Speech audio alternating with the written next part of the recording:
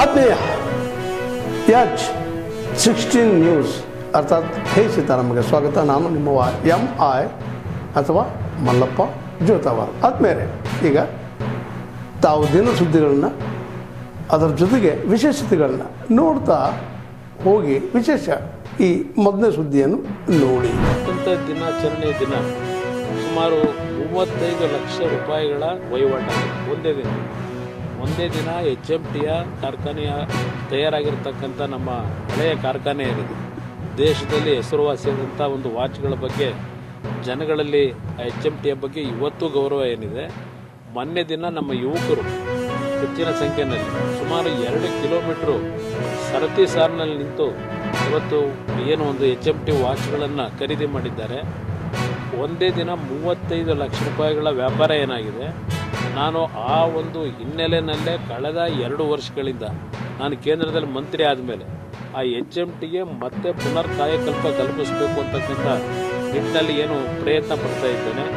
ಒಂದು ರೀತಿಯಲ್ಲಿ ಕೇಂದ್ರ ಸರ್ಕಾರದಲ್ಲಿ ಆರ್ಥಿಕ ಸಚಿವರು ಸಹ ಇದರ ಬಗ್ಗೆ ಒಂದು ರೀತಿಯ ಈಗ ಒಂದು ತೀರ್ಮಾನ ತೆಗೆದುಕೊಳ್ತಕ್ಕಂಥ ನಿಟ್ಟಿನಲ್ಲಿ ಅವರಲ್ಲೂ ಸಹ ಏನು ಒಂದು ಅವರ ಜೊತೆ ಚರ್ಚೆ ಮಾಡಿದ್ದೇವೆ.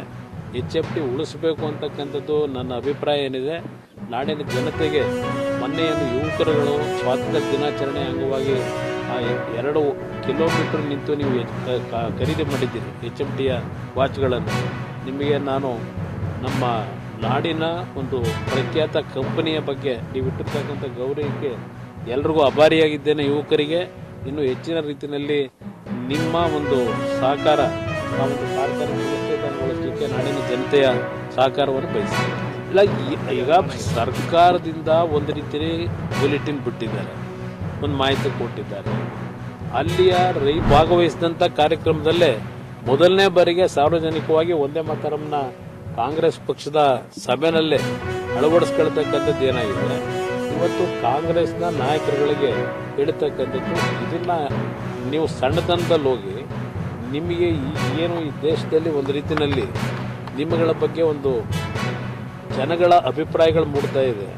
ಅದನ್ನು ಇನ್ನೂ ದೊಡ್ಡ ಮಟ್ಟದಲ್ಲಿ ಮುಂದಿನ ನಿಮ್ಮ ಒಂದು ಭವಿಷ್ಯ ಹಾಳು ಮಾಡ್ಕೊಳ್ತಕ್ಕಂಥದ್ದು ಯಾಕೆ ಹೋಗ್ತೀರಿ? ಅವಶ್ಯಕತೆ ಇದೆ. ಈಗ ಸೋನಿಯಾ ಗಾಂಧಿಯಿಂದ ನೀವೇನು ಬಯಸಕ್ಕೆ ಸಾಧ್ಯ? ಸೋನಿಯಾ ಗಾಂಧಿ ಅವರೇನು ನಮ್ಮ ರಾಷ್ಟ್ರದವರ ಏನೋ ಹಿಂದೆ ಮದುವೆ ಆದರೂ ಬಂದರು, ಆದರೆ ಅವ್ರ ರಕ್ತ ಹರಿತಿರೋದೆಲ್ಲ ಹೆಚ್ಚು ಕಡಿಮೆ ಇಟಲಿ ರಕ್ತವೇ ಅಲ್ವಾ? ಅದರಿಂದ ಒಂದೇ ಮಾತರಂ ಬಗ್ಗೆ ಅಲ್ಲಿ ಮೊನ್ನೆ ನಡೆದಂಥ ಕಾಂಗ್ರೆಸ್ನ ಒಂದು ಸ್ವಾತಂತ್ರ್ಯ ದಿನಾಚರಣೆ ಕಾರ್ಯಕ್ರಮದಲ್ಲಿ ಆ ಸನ್ನೆ ಪನ್ನೆಗಳು ಏನೇನು ನಡೆದವೆ, ಅದಕ್ಕೇನೋ ಕುರ್ಚಿ ಹಾಕ್ಲಿಕ್ಕೆ ನಾವು ಸನ್ನೆ ಮಾಡಿದ್ದು ಅಂತಕ್ಕಂಥ ಕಾರಣಗಳು ಕೊಡ್ತಾ ಇದ್ದಾರೆ. ಇದು ಸತ್ಯಾಸತ್ಯತೆ ಜನ ನೋಡ್ತಾರೆ. ಈಗ ಅಷ್ಟು ಸುಲಭ ಅಲ್ಲ ಸುಳ್ಳು ಹೇಳಿ ತಪ್ಪಿಸ್ತಾರೆ. ಐಸ್ ವಿಚಾರದಲ್ಲಿ ಮುಖ್ಯಮಂತ್ರಿಯವರು ಹೇಳಿದ್ದಾರೆ ಸರ್, ನಾನು ಇನ್ನೂ ಲೆಟ್ರ್ ಓದಿಲ್ಲ, ಕಾನೂನು ಪ್ರಕಾರ ಏನಿದೆ ಅಂತ ಹೇಳಿದೆ ಸರ್. ಮತ್ತೊಂದು ಕಡೆ ಟೋಲಲ್ಲೂ ನಾನು ಹೇಳಿರ್ತಕ್ಕಂಥದ್ದು ಪತ್ರದಲ್ಲಿ ಕಾನೂನಿನ ತೀರ್ಪುಗಳೇನಿದೆ, ನ್ಯಾಯಾಲಯದ ತೀರ್ಪುಗಳೀಗ ಅಂತಿಮವಾಗಿ ಅವರು ಬಹುಶಃ ಆ ಒಂದು ಯೋಜನೆಗೆ 95ರಲ್ಲಿ MOU ಮಾಡ್ತಕ್ಕಂಥ ಸಂದರ್ಭದಲ್ಲಿ ಯಾವೊಂದು ಅಮೇರಿಕಾದ ಒಂದು ಪ್ರಾಂತ್ಯದ ಗವರ್ನರು ಅದರಲ್ಲಿ ಭಾಗವಹಿಸಿದಂಥದ್ದು ಅವ್ರ ನೇತೃತ್ವದಲ್ಲಿ ಆದಂಥ ಕಾರ್ಯಕ್ರಮ. ನಂತರ 97ರಲ್ಲಿ ಒಂದು ಆಗಿನ ಸರ್ಕಾರ ಜೊತೆ ದೇವೇಗೌಡರು ಡೆಲ್ಲಿ ಹೊರಟೋದ್ರು. 95ರಲ್ಲಿ ಒಂದು MOU ಮಾಡಿ ನಂತರ ಬಂದಂಥ ಸರ್ಕಾರದಲ್ಲಿ ಹಲವಾರು ರೀತಿಯ ಮಾರ್ಪಾಡುಗಳನ್ನು ಈ ಒಂದು ಕಂಪನಿ ಮಾಡ್ಕೊಂಬಂದಂಥದ್ದೇನೆ. ಆ ಕಂಪನಿಗೆ ಶರಣಾಗಿದ್ದಾರೆ. ನಂತರದ ದಿನಗಳಲ್ಲಿ ಆ ಕಂಪನಿ ಏನೇನು ಬೇಕೋ ಎಲ್ಲ ರೀತಿ ದೋಚತಕ್ಕಂಥ ಕೆಲಸಕ್ಕೆ ಪ್ರಾರಂಭಿಕ ಹಂತದಲ್ಲೇ ಪ್ರಾರಂಭ ಏನಾಗಿದೆ.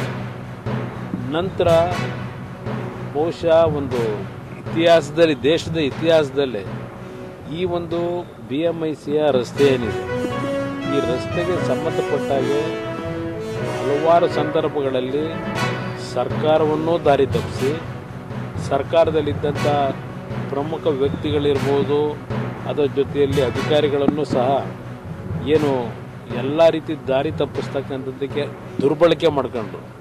ಕೆಲವು ವ್ಯಕ್ತಿಗಳನ್ನು, ನಾನು ಎಲ್ಲರೂ ಅಂತ ಹೇಳೋದಿಲ್ಲ, ಕೆಲವು ವ್ಯಕ್ತಿಗಳನ್ನು ಆ ಸಂದರ್ಭದಲ್ಲಿ ದುರ್ಬಳಕೆ ಮಾಡಿಕೊಂಡು ಕೋರ್ಟ್ಗಳಲ್ಲಿ ತಪ್ಪು ಮಾಹಿತಿಗಳನ್ನು ದಾಖಲೆಗಳನ್ನು ಕೊಡ್ತಕ್ಕಂಥದ್ರ ಮುಖಾಂತರ ನೂರಾರು ಕೇಸ್ಗಳಲ್ಲಿ ಅವರು ಪರವಾದಂಥ ತೀರ್ಪುಗಳನ್ನು ಪಡ್ಕೊಂಡಿದ್ದಾರೆ.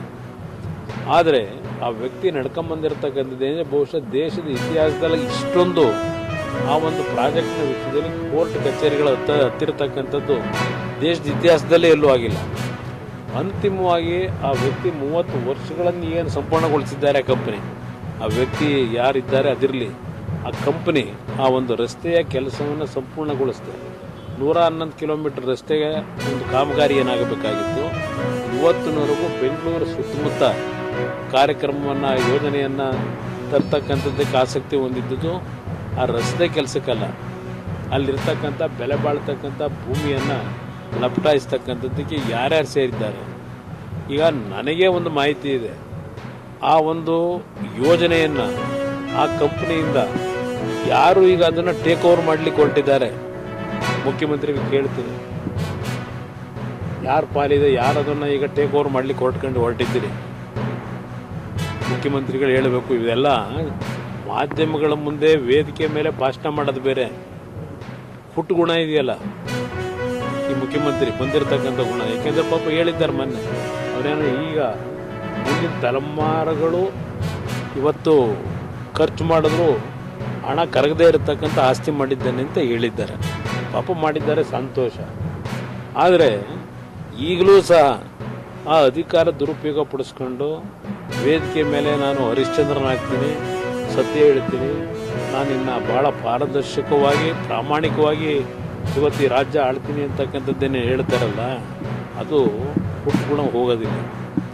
ನನಗೆ ಇರ್ತಕ್ಕಂಥ ಒಂದು ಮಾಹಿತಿ, ಯಾರು ಇದನ್ನು ಟೇಕ್ ಓವರ್ ಮಾಡೋಕ್ಕೆ ಹೋಗಿದ್ದಾರೆ, ಏಕೆಂದರೆ ಭಾಳ ದೇವರ ಭಕ್ತರಲ್ವೇ ಇವರು. ನಾನು ಈ ದೇವಸ್ಥಾನದ ಸನ್ನಿಧಾನದಲ್ಲಿ ನಿಂತ್ಕೊಂಡು ಹೇಳ್ತಾ ಇದ್ದೀನಿ, ಇದರಲ್ಲಿ ಆ ಕಂಪ್ನಿ ಮಾಲೀಕರಿಂದ ಯಾರು ಟೇಕ್ ಓವರ್ ಮಾಡಲಿಕ್ಕೆ ಹೊರಟಿದ್ದಾರೆ ಅಂತಕ್ಕಂದ್ರೆ ಎಚ್ಚರಿಕೆ. ನಾವಿರ್ತಕ್ಕಂಥದ್ದು ಈ ರಾಜ್ಯದಲ್ಲಿ ಒಂದು ವಿರೋಧ ಪಕ್ಷದಲ್ಲಿ ಇವತ್ತು ಯಾವ ಒಂದು ಸರ್ಕಾರದ ದುರ್ಬಳಕೆ ಮಾಡ್ತಕ್ಕಂಥ ವಿಷಯಗಳಲ್ಲಿ ನೋ ಕಾಂಪ್ರಮೈಸ್ ನಮ್ಮ ಕುಟುಂಬದಲ್ಲಿ. ನಾನು ಈ ನಾಡಿನ ಜನತೆಗೆ ಹೇಳ್ತೀನಿ, ಯಾರು ತಪ್ಪು ತಿಳ್ಕೊಳ್ತಕ್ಕಂಥದ್ದು ಅವಶ್ಯಕತೆ ಇಲ್ಲ. ರಾಜ್ಯದಲ್ಲಿ ಅಧಿಕಾರಕ್ಕೆ 106 ಜನ ಬಂದೋಗಿದ್ದಾರೆ. ಪಾಪ ನಮ್ಮ ರಾಜ್ಯದ ಮುಖ್ಯಮಂತ್ರಿಗಳು ಭಾಳ ಎಲ್ಲ ಮುಖ್ಯಮಂತ್ರಿಗಳನ್ನು ಮೊನ್ನೆ ಪಾಪ ನೆನಪಿಸ್ಕೊಂಡು ಭಾಷಣ ಮಾಡಿದ್ದಾರೆ. ಆ ಬಂದಂಥ ಮುಖ್ಯಮಂತ್ರಿಗಳು ನೆನೆಸ್ಕೊಂಡೇ ಮಾತಾಡಿದ್ದೀರಿ. ಅವ್ರಿಗೇನಾದರೂ ಗೌರವ ತರಬೇಕಾದ್ರೆ ಮುಂದಕ್ಕಾದರೂ ಈ ರಾಜ್ಯದ ಸಂಪತ್ತನ್ನು ಉಳಿಸ್ತಕ್ಕಂಥದ್ದಕ್ಕೆ ಏನು ಕಾರ್ಯಕ್ರಮದಲ್ಲಿ ನಿಮ್ಮ ಒಂದು ಅಧಿಕಾರ ಕೊಟ್ಟಿದ್ದಾರೆ, ಇವತ್ತು ಆ ಅಧಿಕಾರವನ್ನು ದುರ್ಬಳಕೆ ಮಾಡ್ಕೊಳ್ಳೋದೇ ಈಗಲಾದರೂ. ಇವತ್ತೇನು ಕೋರ್ಟ್ನಲ್ಲಿ ಹೇಳಿದ್ದಾರೆ, ಈಗಾಗಲೇ ಒಂದು ತೀರ್ಪಿನಲ್ಲೇ ಬರೆದಿದ್ದಾರೆ. ಇದು ಬಹುಶಃ ದೇಶದ ನಮ್ಮ ಕರ್ನಾಟಕ ರಾಜ್ಯದ ಇತಿಹಾಸದ ಒಂದು ಸ್ಕ್ಯಾಂಡಲ್ ಅಂತ ಹೇಳಿ ಅವ್ರು ಹೇಳಿದ್ದಾರೆ.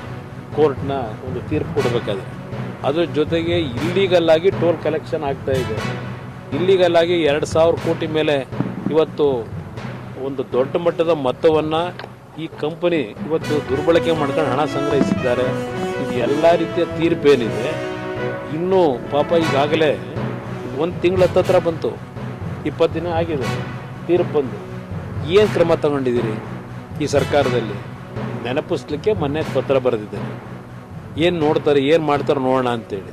ಯಾಕೆಂದರೆ ಟೇಕ್ ಓವರ್ ಮಾಡ್ತಕ್ಕಂಥ ಒಂದು ಕೆಲವು ಚರ್ಚೆ ನಡೀತಿರೋದನ್ನ ಸ್ವಲ್ಪ ದಿವಸ ನಿಲ್ಲಿಸ್ಕೊಳ್ಳಿ. ಯಾರು ಟೇಕ್ ಓವರ್ ಮಾಡೋಕೆ ಹೊರಟಿದ್ದೀರಿ? ಸರ್ಕಾರಕ್ಕೆ ಟೇಕ್ ಓವರ್ ಮಾಡ್ತಿರೋ, ಇಲ್ಲ ಸರ್ಕಾರದ ಮುಖ್ಯಸ್ಥರಾಗಿ ಮುಖ್ಯಮಂತ್ರಿಗಳು ನೀವೇ ಟೇಕ್ ಓವರ್ ಮಾಡ್ಕೊಂಡ್ಬಿಡ್ತಿರೋ ನಿಮ್ಮ ಕಂಪ್ನಿಗೆ ಇಟ್ಕೊಂಡಿದ್ರಲ್ಲ ಕೆಲವ್ರನ್ನ. ಇದೆಲ್ಲ ನಡೀತಿರೋದು ನನಗೂ ಗೊತ್ತಿದೆ. ಅದರಿಂದ ಇದನ್ನು ನೆನಪಿಸ್ಲಿಕ್ಕೆ ಈ ರಾಜ್ಯದ ಆಸ್ತಿ ಅದು ರೈತರ ಭೂಮಿ. ಆ ರೈತರ ಭೂಮಿನ ಮತ್ತೆ ಇನ್ನೊಂದು ರೀತಿಯಲ್ಲಿ ಲೂಟಿ ಹೊಡೆಯೋ ಕೆಲಸ ಮಾಡಬೇಡಿ ಅನ್ನೋದಕ್ಕೆ ಎಚ್ಚರಿಕೆ ಕೊಡ್ಲಿಕ್ಕೆ ಪತ್ರ ಬರ್ತದೆ. These are the same people who have not done anything for the freedom struggle. Their political mentors didn't even hoist the flag for 52 years. The BJP is just interested in weaponizing these things. The national song, national anthem, everything they want to weaponize.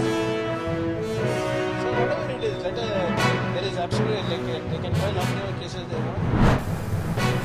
ತಾವೆಲ್ಲ ಇಲ್ಲಿವರೆಗೆ ಸುದ್ದಿಗಳನ್ನು ನೋಡಿದಿರಿ, ಜೊತೆಗೆ ವಿಶೇಷ ಘಟನೆಗಳನ್ನು ಸಹ ನೋಡಿದಿರಿ. ಅದು ನಿಮ್ಗೇನು ಅನ್ನಿಸ್ತು? ನಿಮಗೆ ಲೈಕ್ ಮಾಡಿರಿ, ಶೇರ್ ಮಾಡಿರಿ, ಕಾಮೆಂಟ್ ಮಾಡಿರಿ, ಜೊತೆಗೆ ಸಬ್ಸ್ಕ್ರೈಬ್ ನಿಲ್ಲಿಸ್ಬೇಡ್ರಿ. H16 ನ್ಯೂಸ್ ಅರ್ಥಾತ್ ಸಿದ್ದರಾಮಯ್ಯ ಸತ್ಯದ ಕೈಗನ್ನಡಿ ವಂದನೆಗಳು.